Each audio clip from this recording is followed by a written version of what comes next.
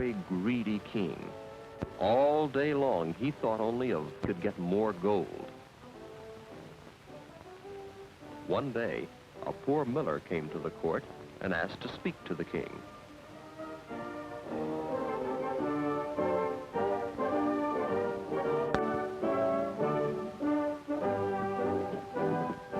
Well, speak up, my good man. What is it you wish? If your majesty will forgive me, last night I had a dream. A dream that concerned you and one dear to you. Indeed. And what was this dream?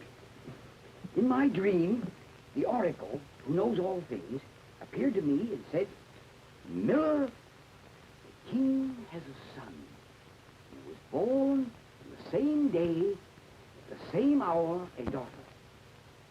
No, this is an omen, a sign from the star.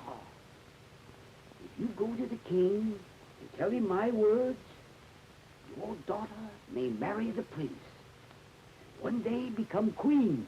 Captain of the guard! Off with his head! Oh, Your Majesty, my daughter can sew and spin. She can spin straw into gold.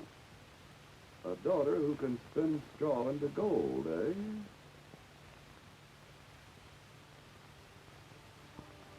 Back home, the miller told his daughter what had happened.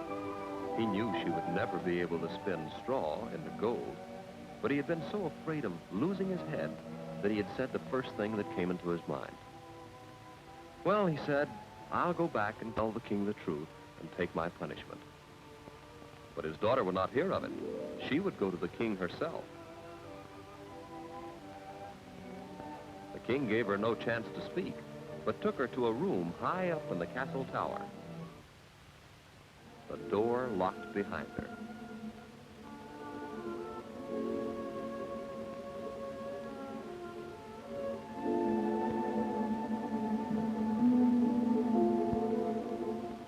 In the room, there was a spinning wheel and some straw. The king had told her to spin the straw into gold by the morning. Otherwise, her father would lose his head. The poor girl didn't know what to do. There was no one to help her.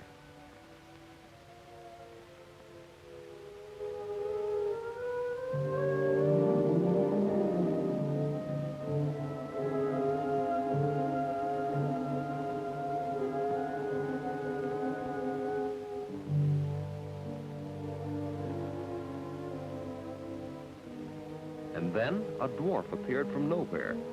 He asked why she was crying. Miller's daughter told her story and begged him to help her. He said that he knew how to spin straw into gold. He wanted her necklace as payment.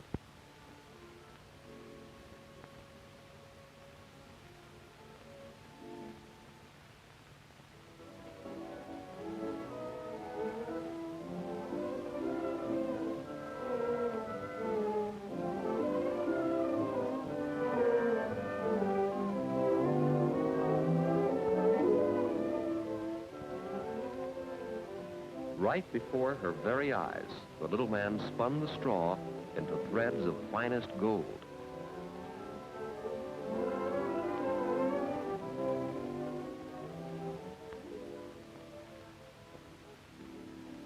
When the girl awoke the next morning, she realized that it had not been a dream. The spool was full of gold, glittering in the sunlight. The king, too, was astonished. The miller had told the truth. The girl could spin straw into gold. But he was very greedy, so he gave her another pile of straw to turn into gold.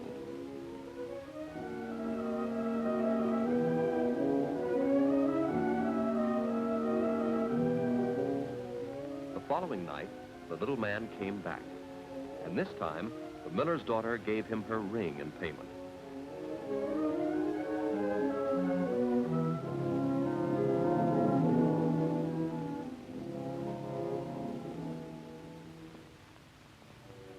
The next day, the king said that he would give her one more pile of straw. If she could spin that into gold by morning, she would marry the prince, his son. If she failed, both she and her father would die.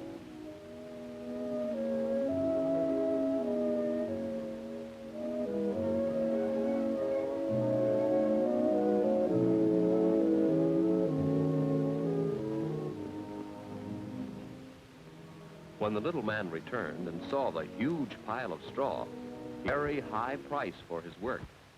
He wanted the first child born to the miller's daughter after she became queen. The girl at first refused, but then, thinking she was still a long way from being a queen, she promised.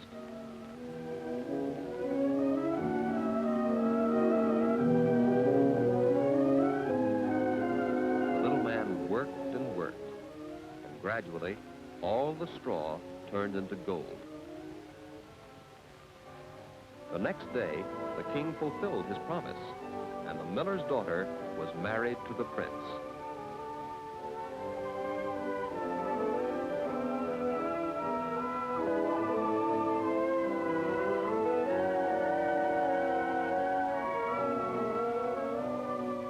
The old king had died, and the miller's daughter was now a queen.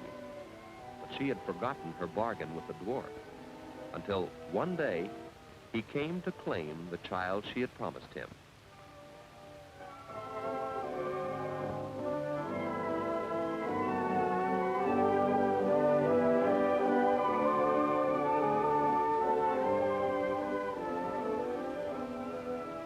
She pleaded and pleaded.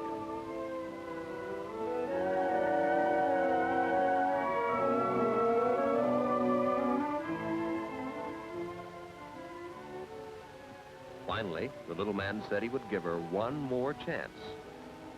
If the queen could guess his name, within 3 days, she could keep her baby.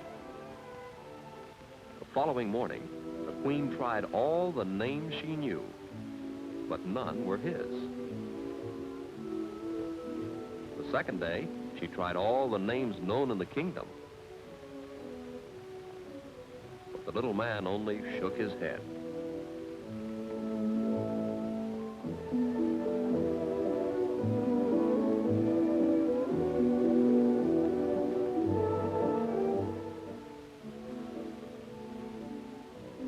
That night, the queen's own page came to the palace with a very strange story.